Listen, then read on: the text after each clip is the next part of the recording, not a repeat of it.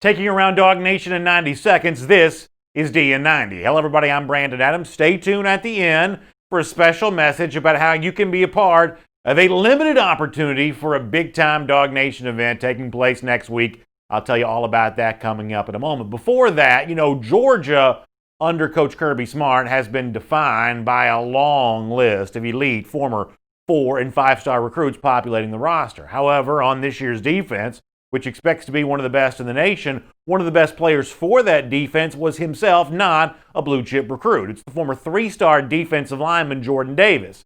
Exactly how did Georgia get Davis, a player that so much of the recruiting industry seemed to miss on? Well, during last season, Kirby Smart talked about Davis's recruiting process, what Georgia saw in him, how he ended up at UGA. Here's Kirby.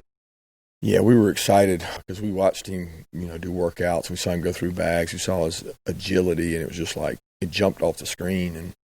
And my history has been someone that big, that athletic, has been a really good player. It shocked me that he was not just, pursued heavier. I don't know what the right word is. But he was in the Charlotte area and wasn't, he was recruited by good schools. But I think a lot of people thought he might be an offensive tackle because he played some of that in high school and he was really athletic. But we just saw natural talent, natural ability, intelligent kid, great mom. Just a wonderful kid. And he still hasn't reached his full potential. That's the hardest part for him to acknowledge because he's very athletic for a large man. And we gotta get the most out of him.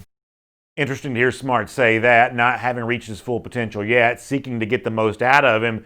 It kind of involves the transformation, maybe the profile of Davis as a player has undergone since he's been at Georgia. At one point in time, thought primarily as a run stopper. Maybe, though, at the next level, the NFL draft could be viewed in a far different category. In fact, the Pro Football Network recently wrote of Jordan Davis, one of their sleepers for the upcoming draft, Matthew Valdivino, saying that Davis was a wrecking ball on the Georgia defensive line. His natural play strength, some of the best in the nation. Listen to this part.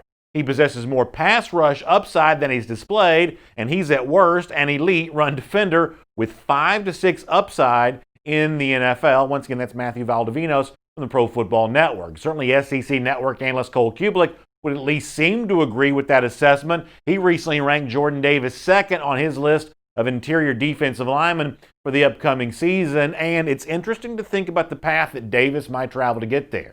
As I said before, gone are the days when Davis, the very big nose guard, is thought of primarily as a space-eating, run-stopping defensive lineman with 2.5 sacks a year ago, tying him for second on the Georgia team. Maybe Davis as an interior pass-rushing threat, maybe that could be a big part of his profile as a player this year. Certainly Georgia fans can't wait to see how it all plays out. Of course, for more stories on Davis and everything going on with UGA on the field this season, hope you'll be a part this Wednesday of the second edition, by popular demand, adding another night for our Inside the Huddle event. The cost is just $10. It's 7 p.m. this upcoming Wednesday. You can go to dognation.com and find out how you can join me and Mike Griffith for a very fun, behind-the-scenes UGA conversation for a limited number of people through the magic of video teleconference. $10 is the cost. Dognation.com, the website to go to find out more details. Hope all of you have a great weekend. I'll look forward to seeing you back on Monday for another episode of DN90.